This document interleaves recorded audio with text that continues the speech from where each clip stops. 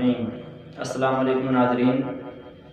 6 ستمبر یوم دفاع پاکستان اور 7 ستمبر یوم دفاع ختم نبوت۔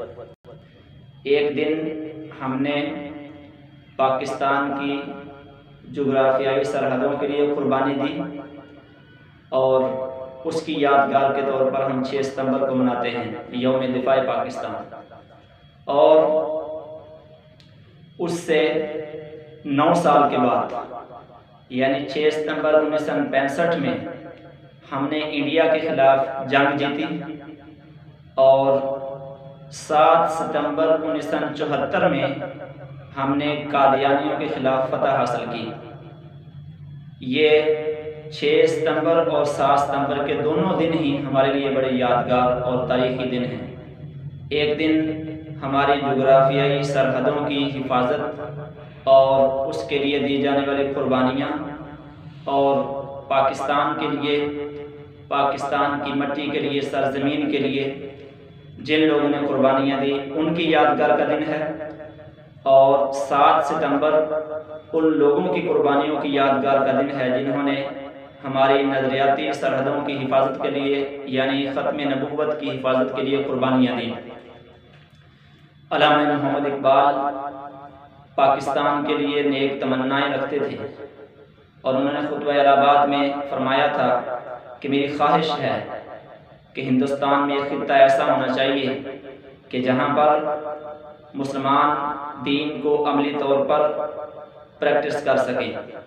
وہ پاکستان کو تو نہیں دیکھ سکے لیکن پاکستان کے لیے وہ ایک خواب دیکھ گئے، لیکن وہ لوگ جو پاکستان کے لیے اور ملک کے لیے خطرے کا باعث بن سکتے تھے ان کی نشاندہی انہوں نے پہلے کر دی۔ انہوں نے فرمایا کہ قادیانی وطن اور دین اسلام دونوں کے غدار ہیں اور یہ یہودیت کا چربہ ہے۔ جس طرح سے یہودیت اپنے انبیاء کے ساتھ یہودی لوگ کبھی بھی وہ وفادار نہیں رہے، نہ ہی اپنے دین کے ساتھ، نہ اپنے محسنین کے ساتھ، اسی طرح سے قادیانی نہ ملک کے وفادار ہو سکتے ہیں نہ دین کے وفادار ہو سکتے ہیں۔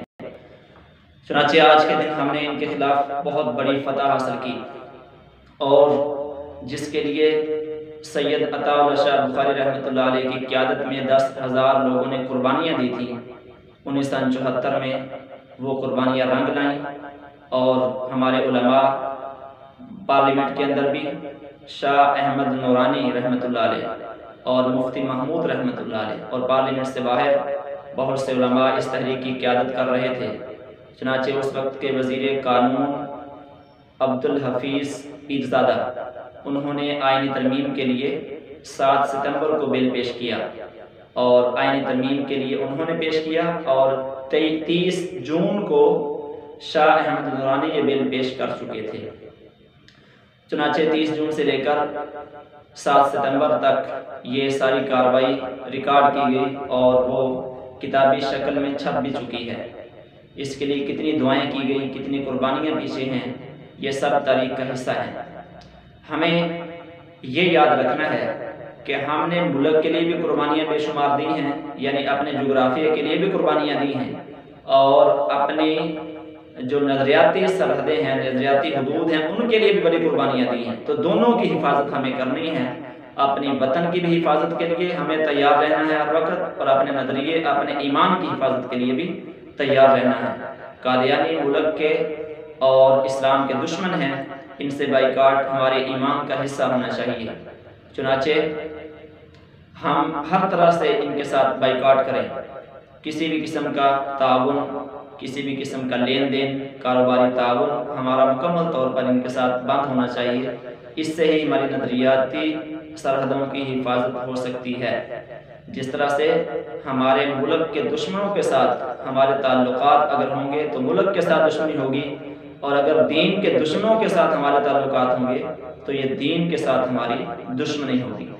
اللہ تعالیٰ جل شانہ جن لوگوں نے آج کے دن کے لیے یعنی 7 ستمبر کی فتح کے لیے قربانیاں دی ان کی قبروں پر کروڑوں رحمتیں نازل فرمائے، اور اسی طرح سے وطن کی حفاظت کے لیے جنہوں نے اپنی جانیں قربان کی ان کی قربانی کو، ان کی شہادت کو بھی اللہ تعالیٰ قبول فرمائے۔